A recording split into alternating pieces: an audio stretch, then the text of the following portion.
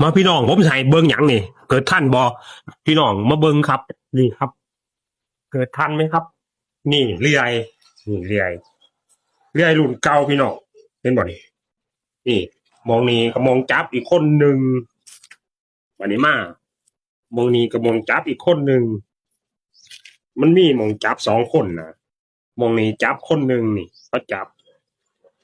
วันนี้ก็มีอีกคนหนึ่งก็จะจับมองนี่เรื่อยมันเป็นเล็กเด้อพี่น้องตัวนี้เป็นใหม่ไผ่ตัวนี้เป็นเรื่อย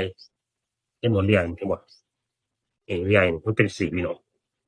นี่มันเป็นสีเห็นบ่พี่น้องเรื่อยนี่ครับเรื่อยนี่ครับ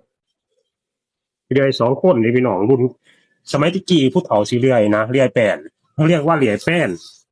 เรื่อยแป้นนะเรื่อยใหม่ละเรื่อยใหม่แล้วเรื่อยแป้นนี่ครับ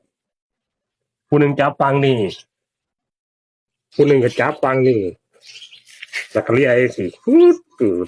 ปืดจังสินี่นะเรื่อยจับตรงนี้นะเขาจับจังสินี่พี่น้องนี่ครับผู้หนึ่งจับปังนั่นนะแล้วก็ยืนเรื่อยจังสินะยืนเรื่อยสิตะกี้ผมก็เรื่อยจังสิกันเนี่ยนี่ผู้หนึ่งก็จับปังนั่นก็เรื่อยไปเรื่อยมาสิเรื่อยนี่ครับคือเรื่อยรุ่นเก่าอยู่ผู้หนึ่งจับเรื่อยใหม่สุดถึงเรื่อยสินะเรื่อยใหม่ขอนใหญ่นะใหม่ใหญ่นะวันนี้ใหม่ก็สิมันก็สิแลนไปนี่เรื่อยมันก็สิจืดไปสิจืดนี่มันเรื่อยนี่กูมือเขาใส่เรียเคียงแต่สมัยตะกี้เขาบ่มีเรียเคียงนี่เขาใส่เรียแบบนี้เรียใหม่ใหญ่นี่อันนี้สิเป็นคมมันเป็นยักษ์ตัวนี้สิเป็นเหล็กตัวนี้เขาเรียงสิสมัยตะกี้เนาะพี่น้อง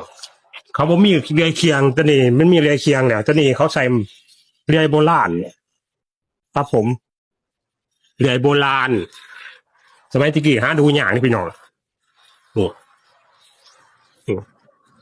รุ่นเก่าขึ้นหอดสมัยเล็กหน่อยผมก็เฮ็ดทันอยู่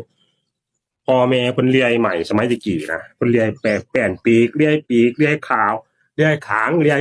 ยแป้นปีกเลียใหม่เฮ็ดเฮียนกับตัวนี้แหละครับเขาเอาสมัยตะกี้เขาเอาเลียใหม่เฮียนกับตัวนี้แหละพี่น้องคู่มือบ่มีแล้วคู่มือใส่เลียเคียงแต่คุมสมัยตะกี้บ่มีเลียเคียงก็ใส่ตัวนี้ครับผมเลียปากเลียปีกเลียขาเลียเฮียนกับสมัยตะกี้กับตัวนี้แหละครับ